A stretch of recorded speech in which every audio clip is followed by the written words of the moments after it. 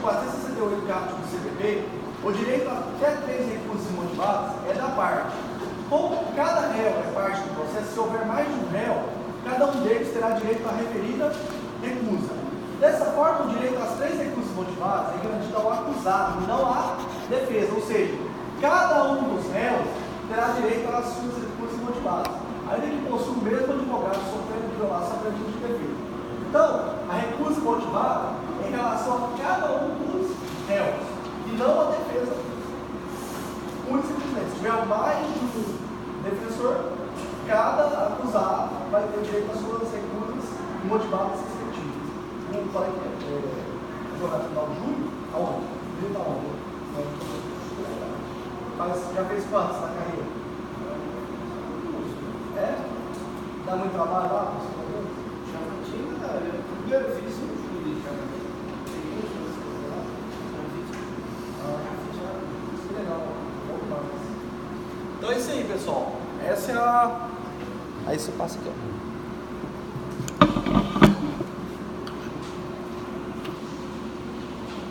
Olha só, o que é o estouro de urna? Eu disse para vocês. As recusas feitas pela parte inviabilizaram a formação do conselho de sentença. Em outras palavras, diante da reiterada recusa, é possível não se alcançar o número de 7 jurados para o julgamento. Isso ocorre quando você efetua as recusas motivadas e aí você não consegue atingir os 7 jurados para o julgamento. E nesse caso, o termo é o estouro de urna, tá?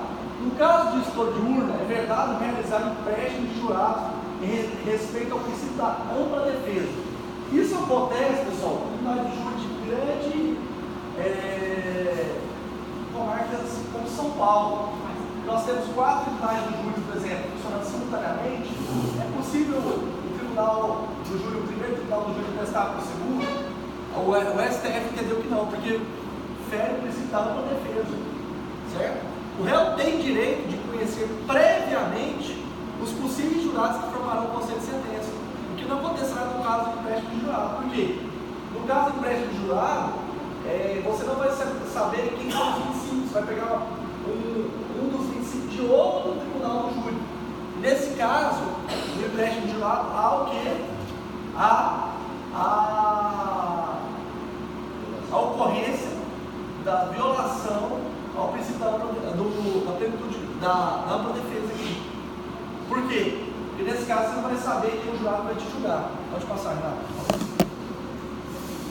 Procedimento do tribunal do júri. Agora a gente entra propriamente no procedimento bifásico do tribunal do júri. Como vocês bem sabem, o procedimento do tribunal do júri é dividido em 2 fases características. Primeira delas, sumário da culpa ou judiça e acusações. É da denúncia ou queixa até a decisão de pronúncia, certo? E a segunda fase é a instrução em plenário ou judiça em caso, da pronúncia até o julgamento em plenário, certo? Então essas são as 2 fases características do tribunal do júri. Pode passar. A primeira fase, o sumário da culpa ou judiça e acusações, ela se dá com o início dela, ocorre com o oferecimento da denúncia ou queixa, nos casos de crime conexo ou ação privada subsidiária da culpa. Olha só, prazo para conclusão do tribunal do júri, prazo para a conclusão do procedimento do tribunal do júri se dá em 90 dias. Número máximo, aqui é a comparação entre o procedimento comum e o procedimento do tribunal do júri. O procedimento comum, o número máximo possível de rolar testemunhas é 8 testemunhas. No tribunal do júri também 8. Oitiva do MP após a resposta à acusação. No procedimento comum não há essa previsão. Já no tribunal do júri, sim. Ou seja, após a resposta à acusação da defesa, o Ministério Público é intimado para fazer o contraditório. Momento da absolução sumária. No procedimento comum, após a resposta à acusação, e no tribunal do júri após as alegações finais. Diligência do artigo 402. É possível no procedimento comum e não no tribunal do júri. Alegações finais do procedimento comum, orais ou memoriais, a depender da situação. E no tribunal do júri sempre orais. Daí porque é muito importante a gente trabalhar essa oralidade aqui com os colegas, para a gente poder avaliar como que a gente pode fazer uma alegação oral, como a gente pode sustentar a explanação plenária. E daí a importância de vocês explorarem esse material que eu vou passar para vocês, que são as explanações orais minhas. Esse material para prova de tribuna, de defensoria, por exemplo. Aqui no Mato Grosso tem tribuna, Rio Grande do Sul tem tribuna, Mato Grosso do Sul tem tribuna. Então, esse concurso de defensoria, importantíssimo isso. Essa oralidade é um princípio médio. Defesa genérica nas alegações finais. No procedimento comum não é possível, sob pena de nulidade. Porque o momento do procedimento comum das alegações finais é o momento de que você faça a defesa efetivamente utilizando as provas que a regra está usando.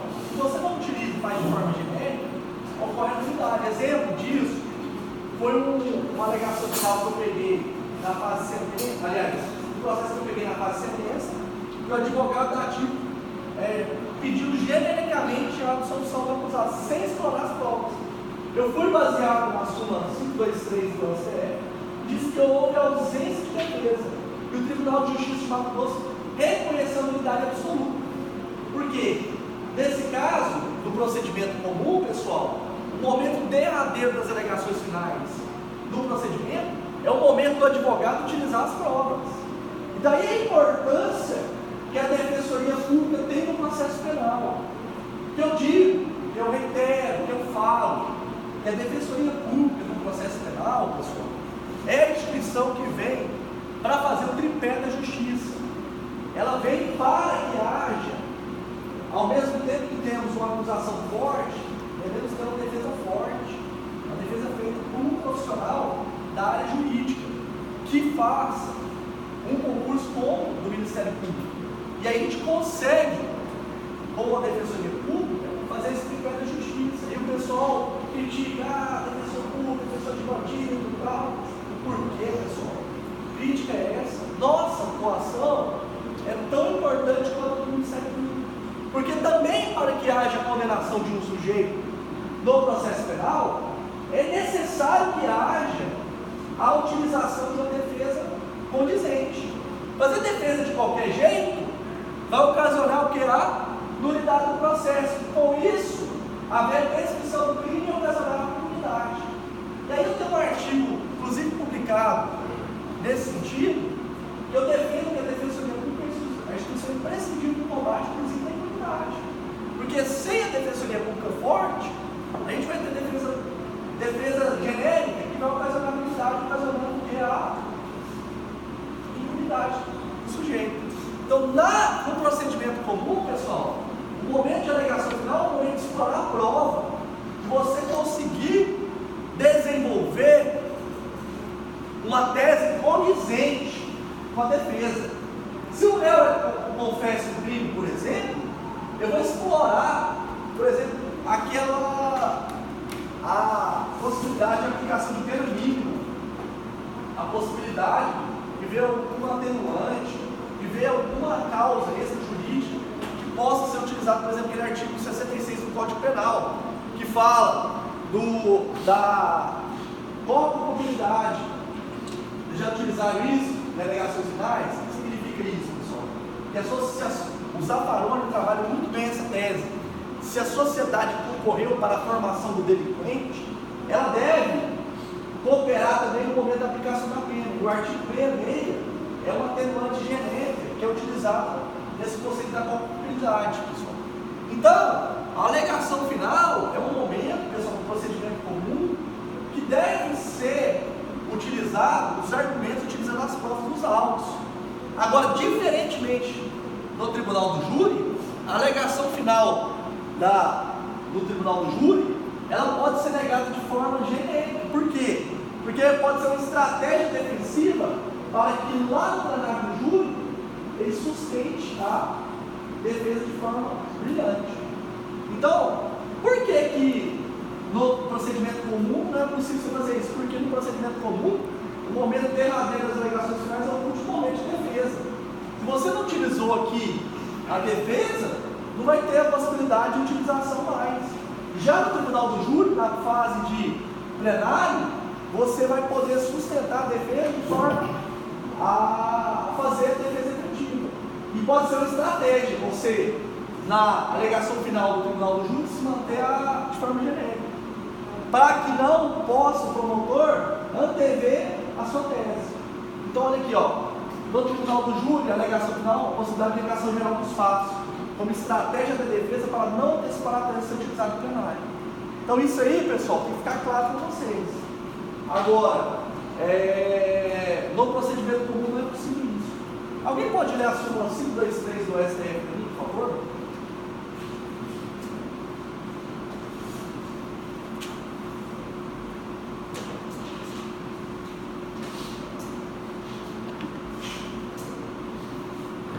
Passa a lista.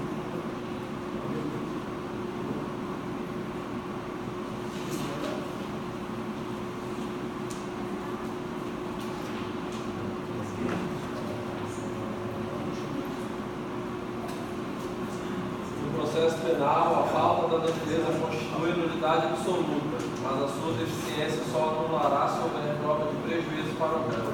Exatamente. Então, o que eu disse para vocês, aquele caso daquele processo que eu peguei na fase de sentença, e o defensor da ativa da época lá fez uma defesa genérica, houve, no caso, reconhecido pelo Tribunal de Justiça na Força, a ausência de defesa. A ausência de defesa gera nulidade absoluta. Agora, sua deficiência gera nulidade relativa.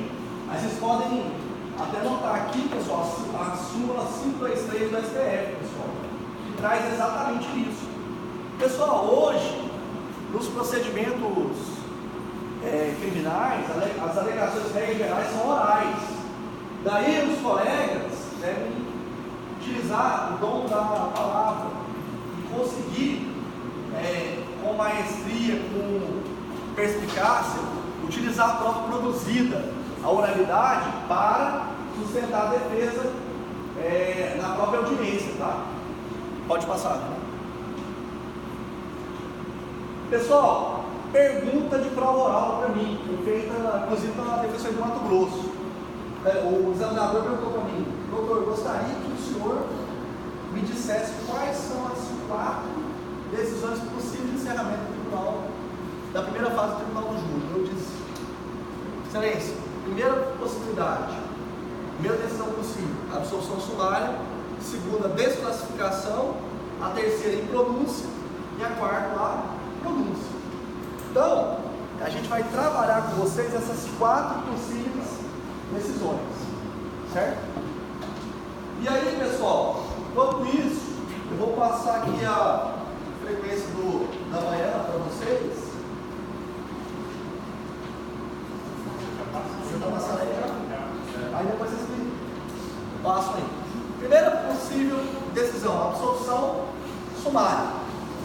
Pessoal, quais são as hipóteses de absolução sumária da primeira fase do Tribunal do Júri? Primeira delas, a atipicidade, que é a ausência de um fato típico, certo? Por exemplo, pessoal, quando descreve um fato que não é típico. Exemplo, você matar um animal. Isso é a morte humana? Não. Matar alguém significa matar um ser humano. Se o promotor descreve na denúncia matar um gorila, por exemplo, seria um fato típico de homicídio? Não. Então, nesse caso, seria atípico. Tá? Agora, segunda hipótese de absolução sumária, a primeira fase de encerramento da primeira fase do Tribunal do Júri, que é a versão possível. Prova da inexistência dos fatos. Os fatos não existiram. Terceira hipótese, prova de que o réu não é o autor dos fatos.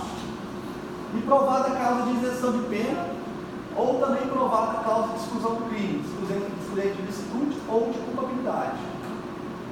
Nesse caso da absolução sumária, o juiz é de certeza. E o momento de proferimento dela é após as derradeiras alegações finais.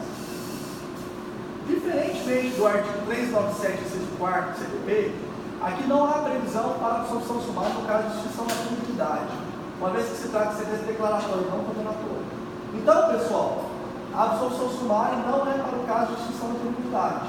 E nesse caso, se trata de uma sentença declaratória e não condenatória. Imputabilidade. Somente será possível absolver sumariamente o réu pela sua inimputabilidade se essa for a única tese de defesa. Então, pessoal, a inimputabilidade é a ausência do caráter de entender e de querer, que é o caso das pessoas que têm doença mental. Se é possível absolver sumariamente, a reforma trouxe que é possível absolver sumariamente em caso de inimputabilidade se essa for a única tese defensiva. Por quê? Se houver outra tese, que poderá ser muito mais benéfica, por quê? A inimputabilidade, qual que é a consequência de uma inimputabilidade, pessoal? Ela gera uma absolvição imprópria. Se quiser até anotar isso. O que a inimputabilidade ocasiona? Ela ocasiona, pessoal, a inimputabilidade, o proferimento de uma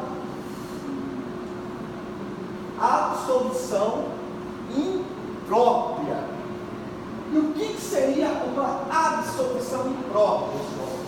Uma absolvição imprópria significa que vai ser imposto a absolvição, mas haverá um gravame, que é a imposição de uma medida de segurança.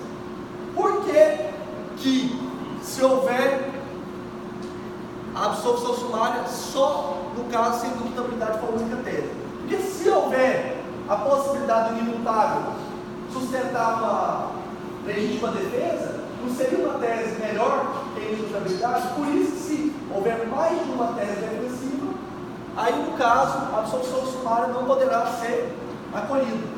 Só se a inimputabilidade for a única tese. Se houver outra tese, aí a absolvição sumária não poderá ser proferida nesse caso. Aí, caso contrário, deverá ser submetido a julgamento plenário, uma vez que poderá ser absolvido com base em fundamento diverso, que não é inimputabilidade, como no caso que eu citei para vocês a legítima defesa, sem que haja imposição de uma medida de segurança. Nesse caso, pessoal, será muito mais vantajoso para o réu. Compreenderam aí essa jogada aí? Isso, inclusive, é dispositivo legal. Depois poderiam ver para mim qual que é o artigo de lei que traz isso aí, que eu realmente, agora não vai ser possível consultar aí. Depois eu passo a numeração para vocês, tá? Eu não estou nessa aula aqui preocupado tanto com o dispositivo de lei, porque aqui o mais importante é a essência, entendeu?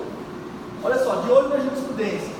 Olha só, no procedimento do tribunal do júri, o juiz pode, na base do artigo 415, efetivar a absolvição imprópria do acusado imputado. Que é na hipótese que, além da tese de inimputabilidade, a defesa apenas sustente por meio de alegações genéricas que não há nos autos de comprovação da possibilidade e do dolo do réu, sem qualquer exposição de fundamentos que sustentaria essa tese. Quer dizer, a inimputabilidade é uma tese alegada, mas utiliza alegação genérica. Nesse caso, poderá ser a absolvição sumária? Sim. É a chamada absolvição imprópria. Por quê? A tese adicional à inimputabilidade é uma tese genérica, sem comprovação probatória. E aí poderá sim haver absolvição sumária, que é a famosa absolvição imprópria. Beleza? Vamos lá?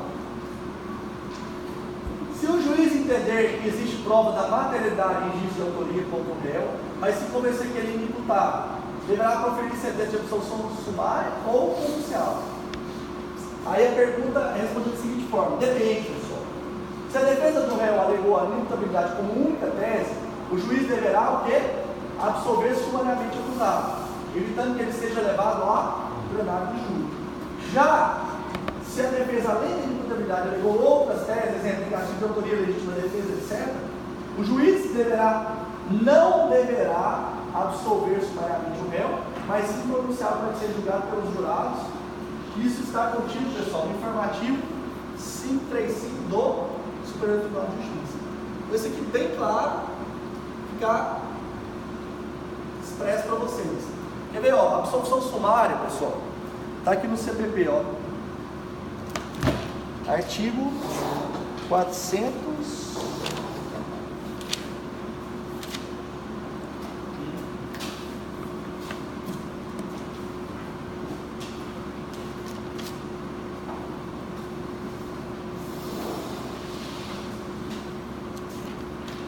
Professor, inimputabilidade é no 415, tá? 415, né? Aqui, ó. Parágrafo Olha o que fala no 415. O juiz, fundamentadamente, absolverá desde logo o acusado. Quando? Primeiro, provado a inexistência do fato. Segundo, provado ser ele autor. Provado não ser ele o autor ou participar do fato. Terceiro, o fato não constitui infração penal. Quarto, demonstrada a causa de isenção de pena ou de exclusão do crime. Parágrafo único. Esse aqui é importante para vocês. Não se aplica o disposto no inciso 4º do caput desse artigo ao caso de inimputabilidade, salvo quando essa for a única tese defensiva. Então, vocês podem notar lá que o 415 parágrafo único estabelece: se a inimputabilidade for a única tese defensiva, aí poderá haver absolução sumária. Agora, caso ela não seja a única tese defensiva, aí deverá ser pronunciada. Esse aqui, ó, vocês podem fazer até uma chave aqui, ó, e colocar explanação do artigo 415, parágrafo único do CPP. Aí você lê o artigo 415, parágrafo único, e lendo essa divisão que eu fiz, vocês vão perceber, vocês vão compreender o artigo. Ficou claro aí? Certinho? Esse é o caso da absolução sumária. Vai. Agora, o caso de semi-imputabilidade. E a semi-imputabilidade? É a ausência parcial da capacidade de entender e de querer. O réu não é totalmente ele tem parcialmente a consciência de querer e de entender.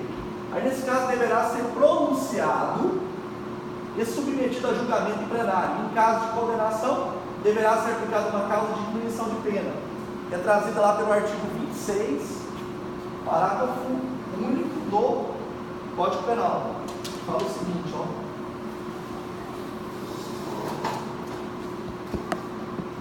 A pena pode ser reduzida de 1 a 2 terços se o agente, em virtude de perturbação de saúde mental, ou por desenvolvimento mental incompleto ou retardado, não é inteiramente capaz de entender.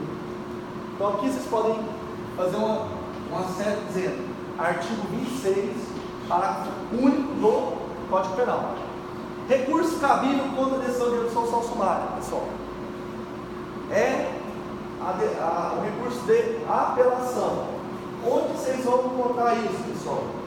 No artigo 416 do Código de Processo Penal. Quando a sentença que pronuncia sobre absolução sumária, caberá a apelação. Mas vocês podem colocar aqui uma seta, ó. Artigo 416 do Código de Processo Penal. Certo? Olha só a jurisprudência aqui, ó. Reexame necessário de absolução sumária após a entrada em vigor da Lei 11.689/2008. O reexame necessário de decisão absolutória sumária proferida em procedimento do Tribunal do Júri que estiver pendente de apreciação não deve ser examinado pelo Tribunal adquirente, mesmo que o encaminhamento da decisão absolutória da instância superior tenha ocorrido antes da entrada em vigor da lei. Pessoal, a jurisprudência aqui é título ilustrativo aqui. Nem vou entrar nesse teor da vigência da lei, porque essa lei já está em vigor há quase 10 anos, pessoal. E aqui, só título ilustrativo mesmo, não vou me ater a isso. Pode passar. Segunda decisão possível do Tribunal do Júri é a desclassificação, pessoal. A desclassificação é se ao final da primeira fase do Tribunal do Júri, o juiz chega à conclusão de que o delito objeto da denúncia não configura doloso contra a vida. Nesse caso, o que deve fazer? Deverá proferir uma decisão de desclassificação, remeter os autos para o juiz competente para a execução do julgamento. Por exemplo, eu vejo na descrição da denúncia que o fato é uma lesão corporal e não uma tentativa de homicídio. Nesse caso, a desclassificação é o caminho correto. Por quê? Porque a lesão corporal, nesse caso, não é um crime doloso contra a vida. E aí, você deve proferir, o juiz deve proferir a decisão desclassificatória. E aí vamos falar aqui, ó. Na decisão de desclassificação, o magistrado não deverá antecipar o juízo de mérito e proceder a uma nova calculação da conduta antes de enviar para o juiz competente. Então, qual é a solução da desclassificação? Envio dos autos para o juiz competente. Lesão corporal, no caso, quem é o juiz competente? É o juiz do juizado especial criminal, né? Deve haver renovação da expulsão do juiz competente, ou seja, nova expulsão probatória. E o recurso cabível contra a desclassificação é o recurso em sentido estrito. Pessoal, entrando aqui na diferença entre apelação e recurso em sentido estrito, que a atividade que eu vou passar para vocês é o recurso em sentido estrito, qual seria a diferença? A diferença, pessoal, aqui para ficar claro para vocês nunca mais esquecerem, é que no recurso em sentido estrito, pessoal, vocês têm que colocar na interposição um parágrafo. Se vocês quiserem até anotar isso, nunca mais vão esquecer de que caiu o recurso em sentido estrito. Vocês nunca esqueçam desse segundo parágrafo da interposição. Você colocar a seguinte, eu vou colocar assim, ó, qual que é a marca característica do recurso em sentido estrito? Aí, interroga. Na interposição do recurso do régimen, vírgula,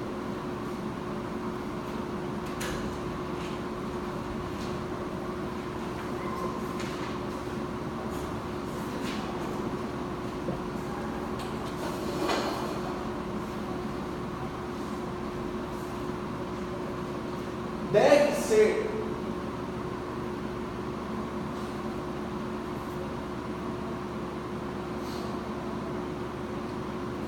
colocado no segundo parágrafo na interposição.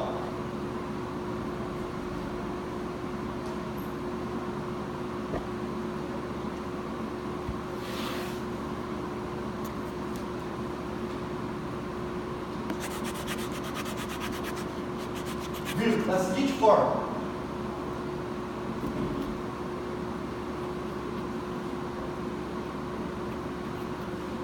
dois pontos. Então nunca esqueça isso. Isso aí é praxe da natureza. Dois pontos. Colocar assim: caso vossa excelência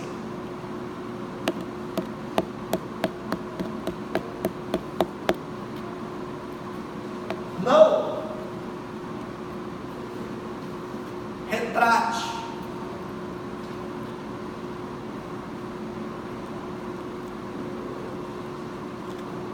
a decisão proferida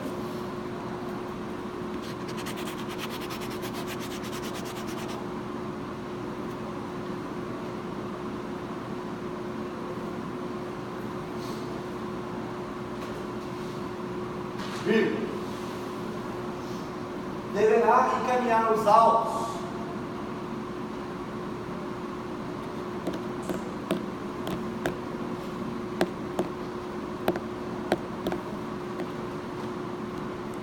ao Tribunal de Justiça respectivo,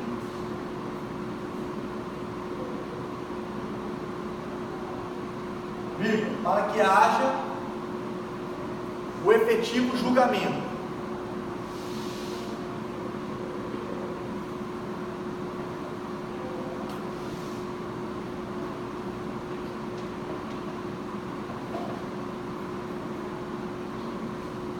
Bom,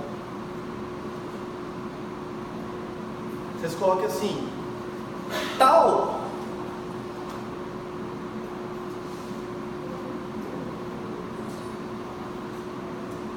característica do régimen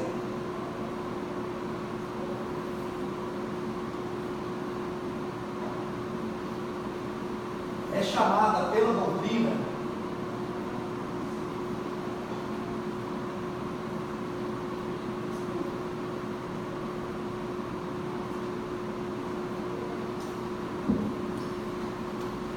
de juízo de retratação,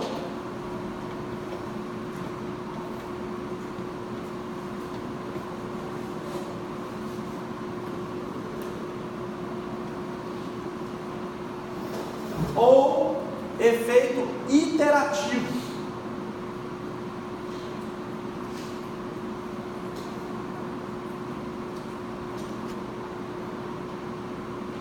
Vírgula, que é a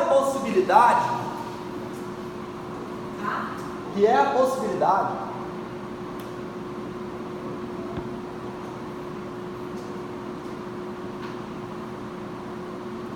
do juízo singular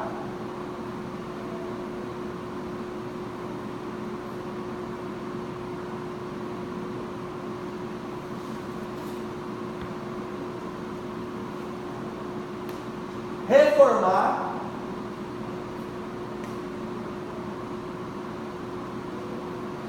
a sua própria decisão.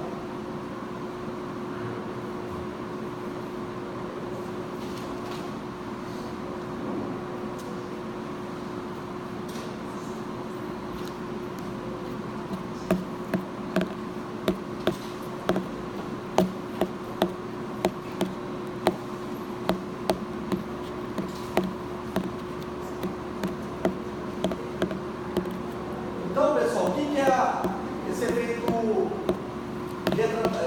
efeito interativo ou juiz de retratação? O próprio magistrado APO pode, ao apreciar esse recurso, fazer o juízo de análise prévia do recurso, ele pode reformar a decisão. Pessoal, se forem fazer um recurso de distrito, que é esse que eu vou passar para vocês, não se esqueçam desse parágrafo. É de suma importância na prática forense, da utilização desse parágrafo. Pessoal, por isso que o recurso de sentido estrito é muito mais utilizado em normas do que a relação, porque a relação não possui esse efeito da possibilidade do juiz a qual se retratar. O artigo que traz esse juízo interativo, eu estou olhando aqui, pessoal, é o 5.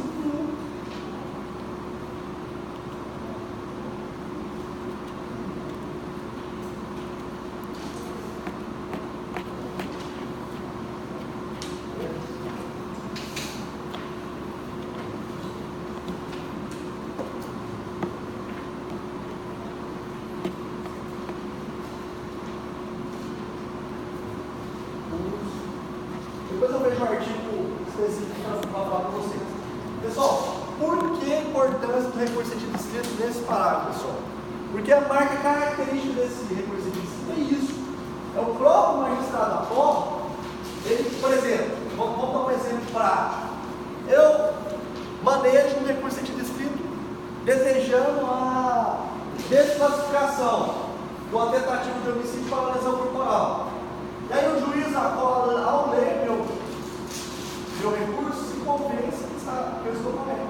Então é possível ele próprio reformar e, no caso, remeter o juiz competente àquele caso. Várias vezes.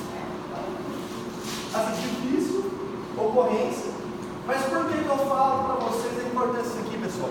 Porque vocês vão fazer provas aí da Defensoria Pública e vai cair um recurso de distrito, vocês nunca vão esquecer.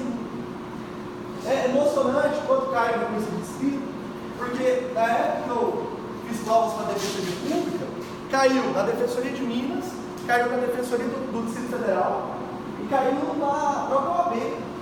Então por que o recurso de distrito é muito importante? Por causa disso.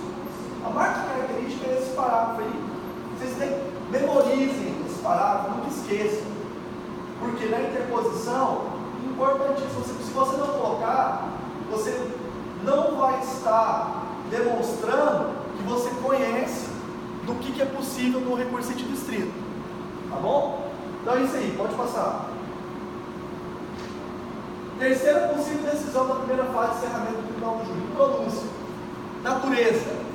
É uma decisão interlocutória mista terminativa. Por quê?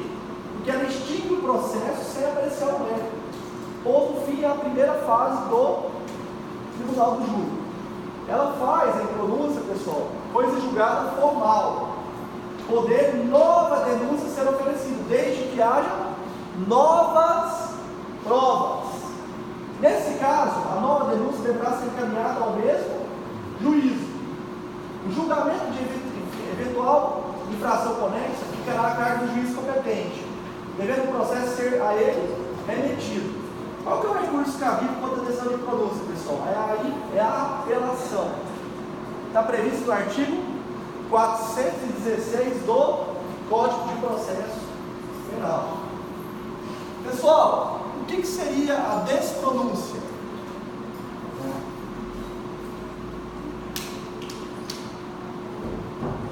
É a reversão da decisão de pronúncia, seja por meio de provimento do réu pelo tribunal, pelo hipótese, ou seja, pelo exercício do juiz de retratação do magistrado de primeiro grau. Nesse caso, o réu deverá ser pronunciado, ou seja, o magistrado inicialmente pronuncia o acusado, aí a defesa maneja o recurso em sentido estrito, e ele se convence que o réu deve ser pronunciado, e aí ele faz a famosa despronúncia, que é a decisão de impronúncia do bojo do juiz de retratação do réu. Tá bom? Pode passar. E por fim, pessoal, a decisão mais importante, que é a decisão de pronúncia.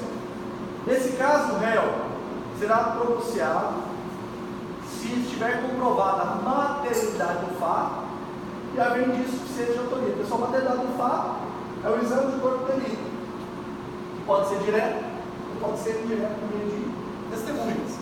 E o indício suficiente de autoria, provas de que o acusado se revela o autor do crime. Natureza dessa decisão, pessoal: decisão interlocutória mista, não terminativa. Por que não terminativa? Porque ela não extingue o processo, mas põe fim somente a uma fase do procedimento.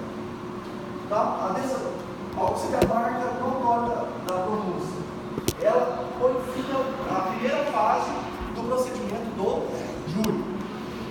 Pessoal, na pronúncia, há a possibilidade de aplicação dos institutos da emendatio libelli, que é o artigo 383 do CPP, que o juiz, melhor analisando o fato delidoso, percebe que ele se enquadra em um dispositivo legal diverso daquele capturado na denúncia ou queixa. Nesse caso, basta nova tipificação, sendo necessário ouvir a defesa, porque o réu se defende dos fatos e não do direito, ou seja, o réu defende da descrição fática contida na denúncia, e não da capitulação legal. Emendatio libelli rima com o artigo 383 do Código de Processo Penal. E também pode ser aplicado, pessoal, na pronúncia, o Instituto da Mutatio libelli, que é o artigo 384 do CPP, que durante a instrução, se o magistrado verifica a existência de circunstância ou elementar não contida na peça acusatória, capaz de modificar a tipificação do crime, deverá abrir espaço para que o Ministério Público adite a denúncia, no prazo de 5 dias. Após isso, o réu deverá ser ouvido, podendo rolar 3 testemunhas. A diferença entre emendatio e mutatio é a seguinte: que emendatio, você não tem descrição fática diversa. Já na mutatio, você percebe que pela prova produzida, há a possibilidade de uma nova, que a prova foi colhida, ela trouxe uma nova descrição fática. E aí você vai ter que fazer o aditamento da pronúncia. Certo? Pessoal, qual que é o recurso cabível da pronúncia? É, obviamente, a recurso administrativo, que é o artigo 581, inciso 4º do CPP. Tá? E, pode passar. Qual seria o conteúdo da pronúncia? Pode constar na pronúncia a classificação do delito, suas qualificadoras e causas de aumento previstas na parte especial do Código Penal.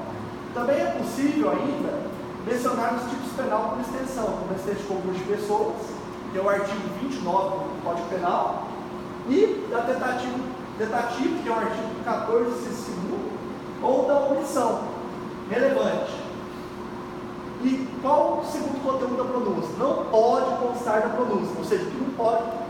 As agravantes atenuantes não se constam da pronúncia. As causas de omissão, com exceção da tentativa, a existência do concurso de crimes e a exclusão do qualificador, salvo se elas forem absolutamente improcedentes. Então aqui, eu trouxe o que pode constar da pronúncia e o que não pode. O que seria esse termo? Eloquência acusatória.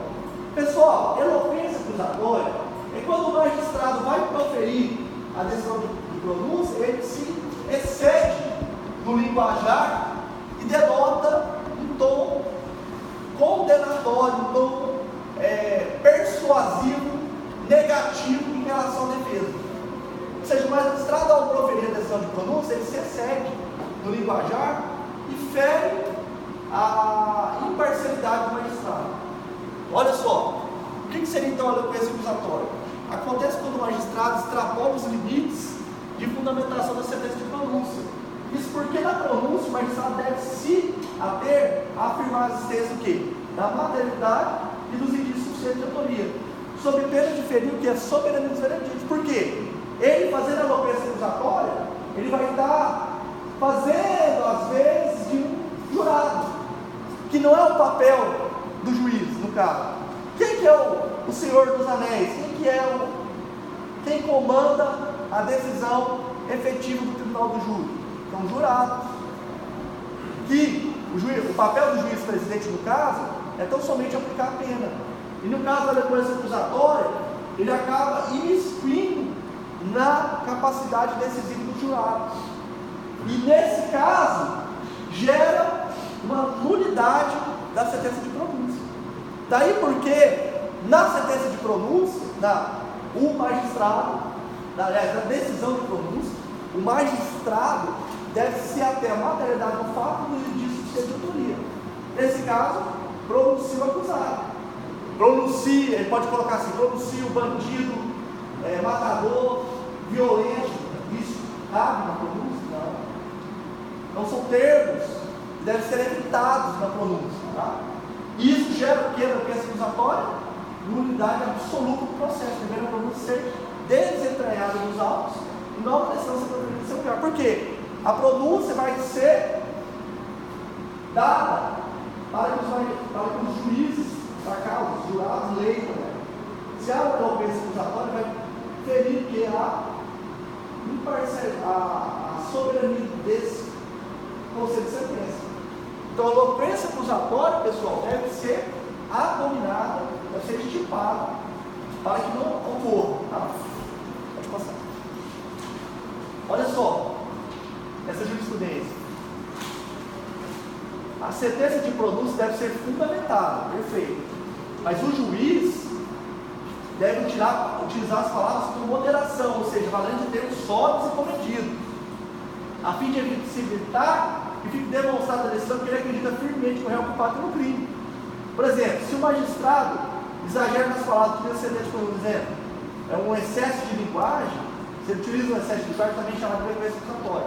Esse excesso de linguagem é proibido, porque eu sempre afirmo dos jurados e não receber a cópia da pronúncia, olha lá, e das decisões posteriores a julgarem admissível a acusação do relatório do processo, que é o artigo 472, parágrafo 1 do CPP. Assim, se o juiz se excede dos argumentos empregados na sentença de pronúncia, o jurado irá ler essa decisão e certamente será influenciado pela opinião do magistrado. Por isso gera a nulidade do processo. Ou seja, havendo excesso de linguagem, o que o tribunal deve fazer? Deverá anular a sentença de pronúncia nos consecutivos atos processuais, determinando que o outro seja prolatado. Isso é bem comum na prática, principalmente magistrados que gostam de fazer às vezes de promotor. Entendeu? Por quê, pessoal? A gente vem aqui, olha só, vou fazer uma discussão com vocês aqui, aprofundada agora, aproveitar isso aqui. Por que gerar nulidade absoluta? Pessoal, qual é o papel do magistrado no processo penal? Ser imparcial. A partir do momento que ele usa termos induzindo que o acusado deve ser condenado, culpado, ele faz às vezes o tribunal de justiça. E aí que eu falo, o magistrado, ao abusar da eloquência acusatória, ele faz às vezes dele o Ministério Público. E no processo penal, cada qual o seu quadrado. O Ministério Público, papel de formular a acusação, o magistrado sendo imparcial para poder a adesão de forma imparcial. E a defensoria pública, papel de defender o acusado. A partir do momento que o magistrado se faz, às vezes, de acusador, né, ofensa acusatória, há um ferimento ao princípio da imparcialidade do magistrado. E aí fere o sistema acusatório, porque a acusação deve ser feita tão somente pelo Ministério Público, não pelo magistrado.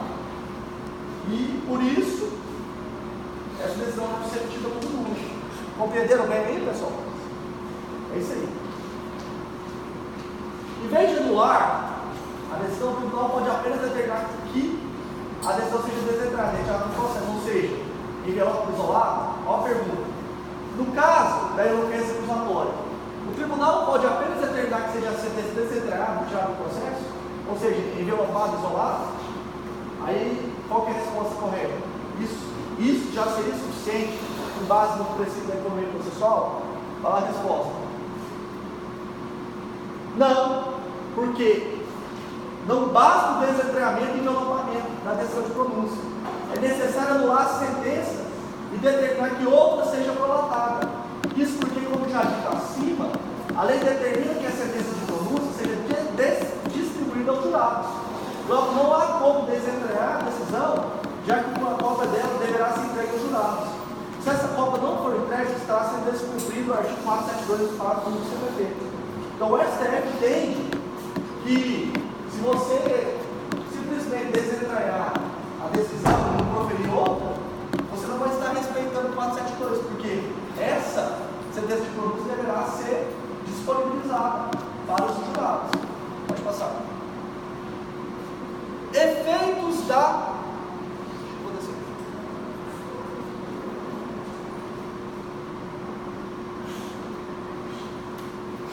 Efeitos da pronúncia. Primeiro delas, submissão do réu a julgamento em plenário. Segundo, limitação da acusação em plenário, inclusive para fins de quesitação.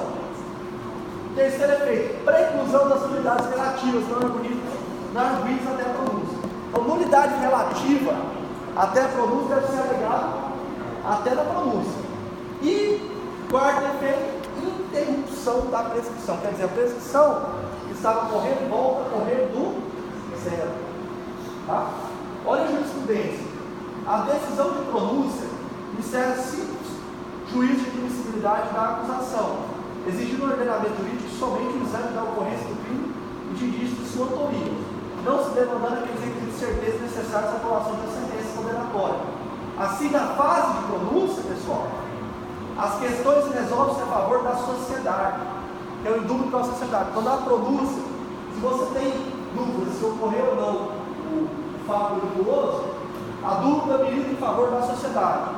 Desse modo, afirmar que o réu agiu com dolo eventual do consciente é tarefa a ser realizada pelo corpo de jurados, e não o juiz singular. Perfeito? Passa.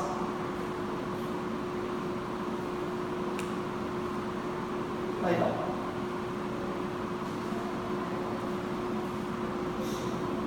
Quer que eu trago ele?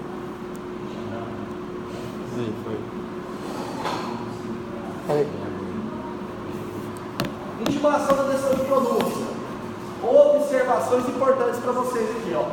Primeira delas, se for intimado e não comparecer no dia do julgamento, é possível julgar sem a presença do acusado, ainda que o crime seja inofensável. Quer dizer, a reforma da Lei 11.689 de 2011 permitiu, independente do crime ser afiançável ou não, é possível a submissão do réu a julgamento sem a sua presença. Já fiz vários tribunais de júri sem a presença do acusado. Eu invoco o nome dele e faço a defesa. É muito difícil. Julgar sem a presença do réu, na minha opinião, é cabeça do jurado, o réu não compareceu, independente da forma que seja, ele é culpado. A presunção de culpabilidade. Se fosse legislador, eu tentaria mudar esse livro, porque, na verdade, a gente propicia a realização do tribunal conjunto, mas a gente estabelece uma punição sem medida, que não é correto nesse caso. E a segunda observação importante sobre a intimação de pronúncia é que é possível a intimação por edital, ainda que o crime seja inafiançável. Antes, somente era admitida a intimação pessoal. Então, da pronúncia, é possível a intimação por edital da pronúncia? Sim. É possível. Antigamente não era. Antigamente não era. E aí, o que acontecia, qual que era o termo que ia ter? É um termo muito utilizado, que é a famosa crise de instância que ocorria. Se o acusado não fosse intimado pessoalmente e o processo se paralisava, é a chamada famosa, saudosa crise de instância. O processo ficava paralisado para escrever isso. Isso. É fim da denominada crise de instância. Antes da reforma de 2008, o processo não prosseguia se o acusado não fosse intimado da pronúncia. Caso se tratasse de crime inafiançável, o caso ficava mais complicado, pois exigia-se a intimação pessoal do réu. Nesse tempo, ainda não se admitia intimação por edital, então houve julgamento sem a pessoa presença, o que ocasionava a paralisação do processo, desde instância, suspensão da prescrição. Naquela época, se o réu não estivesse presente, não teria julgamento. Exatamente. Isso. Só tinha que estar presente. Hoje não, já faz o júri sem a presença do réu. Isso. Pode passar rápido. Resumindo, pessoal, antes da lei 11.689 de 2008, era possível a submissão do acusado a julgamento sem a sua presença no plenário? Não. O CPP naquela época estabeleceu que o plenário do júri, em caso de crime inafiançável, somente poderia ocorrer se o réu estivesse presente. Em caso de crime inafiançável, se o réu não comparecesse, adiava-se o júri e decretasse sua prisão preventiva. Se o crime fosse afiançável, que na prática era difícil, realizasse o júri a revelia do réu. Já com a reforma de 2000, da lei 11.689 de 2008, alterou o CPP e determinou que, se o réu não puder ser intimado pessoalmente no dia do júri, a intimação ocorrerá por edital, previsto no artigo 431, combinado com o artigo 420, parágrafo 1. No dia do júri, o julgamento será realizado mesmo que o réu não compareça. Tá? Você fez júri assim? Vários. Mas é ruim. Olha, colegas, eu fiz, inclusive, na primavera, cheguei a fazer 2 júris por dia de processo assim. Era a condenação da certa. Não tem jeito. Quando o jurado não vê o acusado, ele não vê o ser humano. Ele condena por simplesmente a hipótese. E deixa eu falar uma coisa também. Nesses processos, a gente poderia estar julgando pessoas que já tivessem sido mortas, de justiça. Paradeiro definido. Que é isso? Demais. Pode ir. Nesses casos aqui, eu fui intimado, né? A senhora foi intimado por edital. Olha só, pessoal, no procedimento relativo, olha a jurisprudência aqui, ó. No procedimento relativo aos processos de competência criminal do júri, o acusado solto, que antes da lei 11.689 tenha sido intimado pessoalmente da decisão de pronúncia, pode, após a vigência da lei, ser intimado para a sessão plenária por meio de edital, caso não seja encontrado, e se não comparecer, poderá ser julgado a sua revelia. Então, para que ele seja julgado sem a sua presença no tribunal do júri, e seja intimado da pronúncia por edital, ele tem que ser intimado do processo citado pessoalmente. Se ele fosse citado por edital, é possível a intimação por edital? Não. Porque, pessoal, olha só, pelo menos existe essa citação pessoal prévia. Porque senão, a gente corre de ter julgado uma pessoa que nunca foi citada, não teve ciência do processo. Perfeito? Então, o STJ, isso aí, ó, formativo 537 de 2014. Olha só, o artigo 420, outro jurisprudência, parágrafo único do CPP, com a redação da lei trazida pela lei 11.689 de 2008, estabeleceu a possibilidade de a intimação da decisão de pronúncia ser feita por edital acusado que não foi encontrado. De acordo com o STJ, o ano de dispositivo, por ter índole processual, deve ser aplicado imediatamente. Artigo 3º do CPP. Toda lei processual se aplica imediatamente, mesmo aos crimes ocorridos antes de sua vigência. Olha só, importantíssimo, pessoal. No entanto, tal norma processual penal não pode ser aplicada aos fatos anteriores à lei 9.271/96, que foi decretada a revelia do réu, uma vez que tal compreensão implicaria a sua submissão ao julgamento natural do júri sem que sequer tenha certeza da suficiência acerca da acusação que pesa contra si. Assim, não é admitido que a imputação da decisão de pronúncia seja realizada por edital, quando o processo houver transcorrido desde o início a revelia do réu e também for citado por edital. Então, existe pelo menos a citação pessoal prévia, para que haja intimação por edital da pronúncia e, consequentemente, o julgamento à sua revelia. Certo? Pode passar. Olha só, o réu pode ser intimado por edital da decisão de pronúncia mesmo que o crime tenha ocorrido antes da lei 11.679/2008? Em regra, sim. Ou seja, a lei 11.679/2008, que alterou o artigo 420 do CPP, é norma de caráter processual, razão pela qual a regra deve ser aplicada imediatamente nos processos em curso. No artigo 3º, artigo 2º do CPP. Exemplo: Marcos cometeu homicídio em 2002, foi citado pessoalmente e respondeu ao processo. Foi pronunciado em 2004, mas a justiça não conseguiu chamá-lo pessoalmente a sentença. Logo, desde 2004, o processo estava suspenso. Com a inovação legislativa, Marcos poderá ser julgado a revelia, porque é certo que ele sabe da existência do processo. Ele foi citado pessoalmente. Agora, existe uma exceção de sim, ó. Então, a norma processual penal não pode ser aplicada aos fatos anteriores à Lei 9.271/96, que foi decretada a revelia do réu. Isso justifica para não julgar alguém que não tenha ciência inequívoca sobre a acusação que pesa contra si. Aí aqui, olha só, Diogo cometeu o crime de homicídio em 92, antes dessa lei aqui, ó.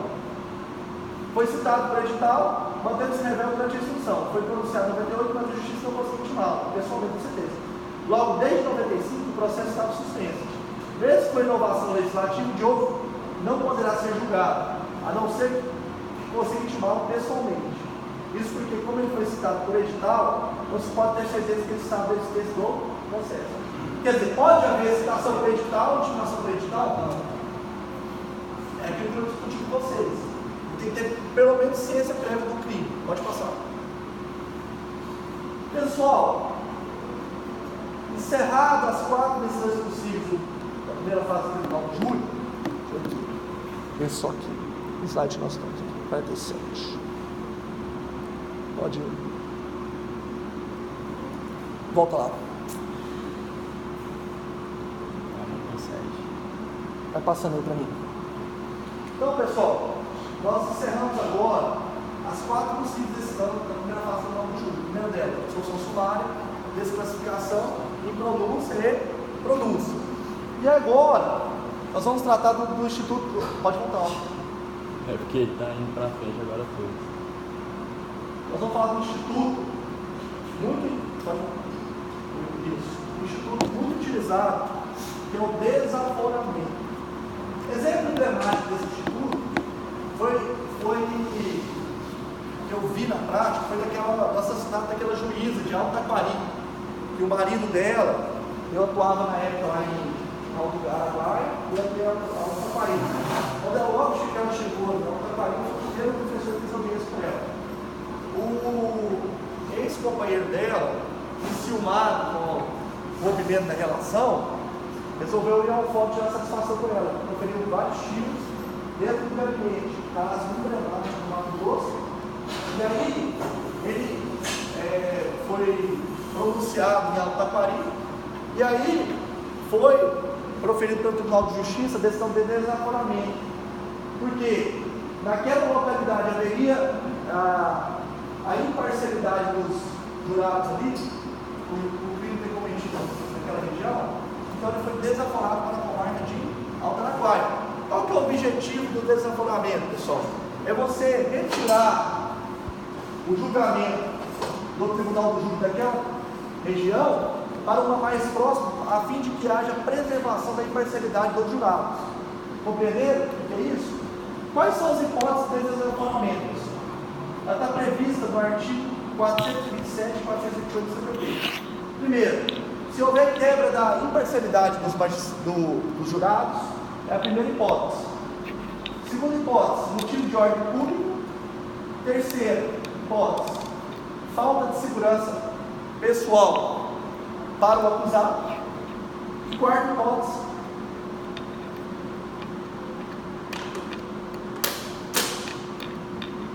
é a não realização da sessão de julgamento em até 6 meses da data da pronúncia, salvo se a demora decorrer da própria defesa. Vocês percebem que o desaforamento é um instituto excepcional, que só será utilizado em hipóteses excepcionais trazidas pelos artigos 427 e 428 do CPP. Primeira delas, a quebra da imparcialidade dos jurados, motivos de ordem pública, falta de segurança para o acusado e a não realização da sessão de julgamento até 6 meses da data da pronúncia, salvo se a demora decorrer da própria defesa. Então, em suma isso. O desaforamento, se vocês quiserem colocar algo para resumir ele, é o seguinte, vocês podem colocar o seguinte: é um instituto utilizado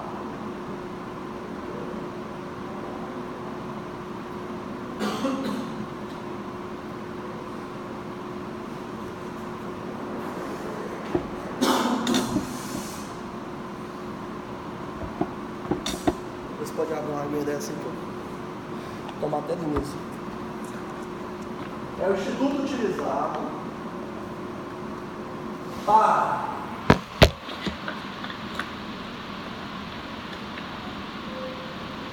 que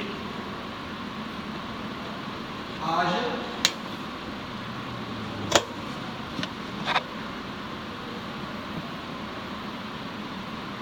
a mudança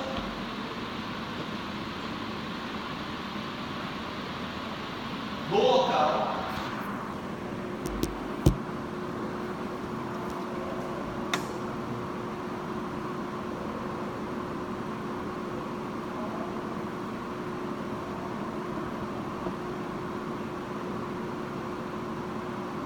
de julgamento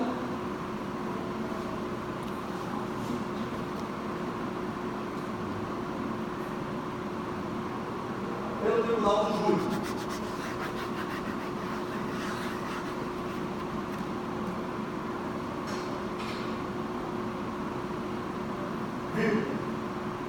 Em decorrência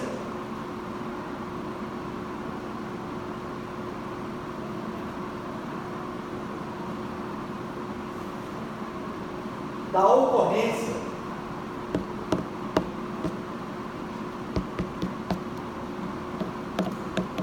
de 4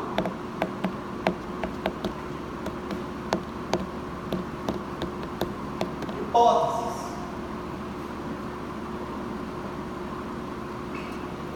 dois pontos. Primeira delas, falta de parcialidade dos jurados.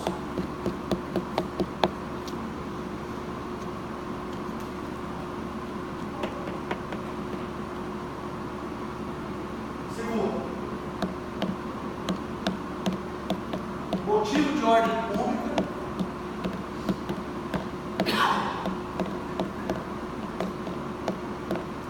Terceira,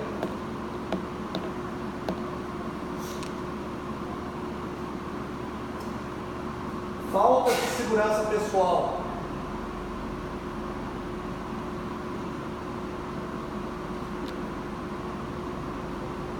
Vamos guardar lá para terminar.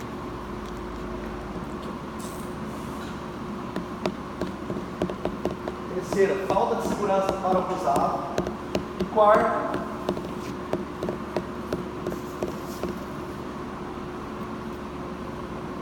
não realização da sessão de julgamento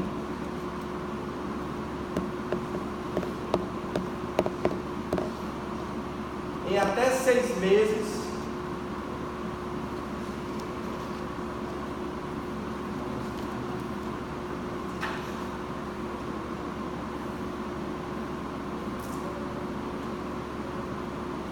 da data da pronúncia.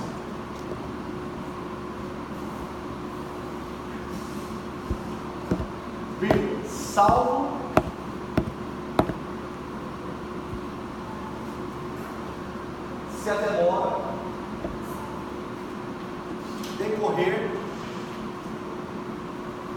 a defesa.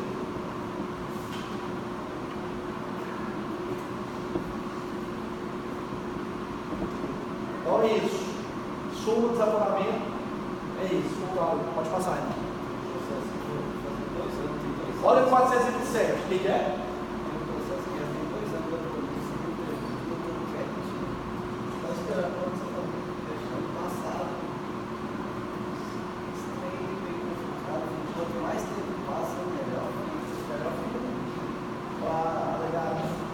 Olha o 427, pessoal. Se o interesse de ordem pública reclamar ou houver dúvidas sobre a imparcialidade do júri ou a segurança pessoal do acusado, o tribunal a requerimento do Ministério Público, sempre do querelante ou do acusado, ou mediante representação do juiz competente, poderá determinar o desaforamento do julgamento para outra comarca da mesma região, onde não existam aqueles motivos, preferindo-se as mais próximas. Por exemplo, Alto Taquari, qual que é a mais próxima? Alto Araguaia. Certo? E aí, se Alto Araguaia tivesse a situação também, ele prevê-se na capital do estado. Por exemplo, lá que o Renato Brasileiro traz, é de um julgamento lá em Rio Branco do Acre, toda a região, é o julgamento federal, toda a região tivesse com esse problema do desaforamento. Ou seja, fosse julgado no Acre, no Rondônia, etc. Não daria certo, porque o TRF da primeira região engloba quase todo o Brasil. Aí no caso foi remetido para Brasília. E o 428. O desaforamento também poderá ser determinado em razão do comprovado excesso de serviço. Ouvido o juiz-presidente e a parte contrária, seu julgamento não poderá ser realizado no prazo de 6 meses contado do trânsito julgado na pronúncia. Então isso aí é uma novidade da reforma. Se não for julgado há 6 meses contado do trânsito julgado na pronúncia, pode haver o desaforamento. Pode passar. Quem pode requerer o desaforamento, pessoal? São o Ministério Público, em primeiro lugar, o assistente de acusação, o querelante, o acusado, e também é possível desaforamento mediante representação do juízo competente. Quem decide se realmente é caso de desaforamento? Ou o Tribunal de Justiça ou o Tribunal Regional Federal. Pode passar. Características. Altera a competência territorial inicial, devendo sua aplicação se restringir apenas à sessão de julgamento. No Código Penal Militar pode acontecer qualquer tempo. Momento, após a conclusão da pronúncia. Destino do processo. Comarca mais próxima, onde não existem os mesmos motivos que sejam no desaforamento. No caso que eu citei para vocês, o crime federal lá, em Rio Branco, ele foi remetido para Brasília, porque na região lá não havia motivo que impedisse o desaforamento. E aí foi remetido para a capital do estado. Tá? Reaforamento. O que seria o reaforamento? Consiste na volta do processo para a comarca originária nos casos de desaparecimento por motivos que sejam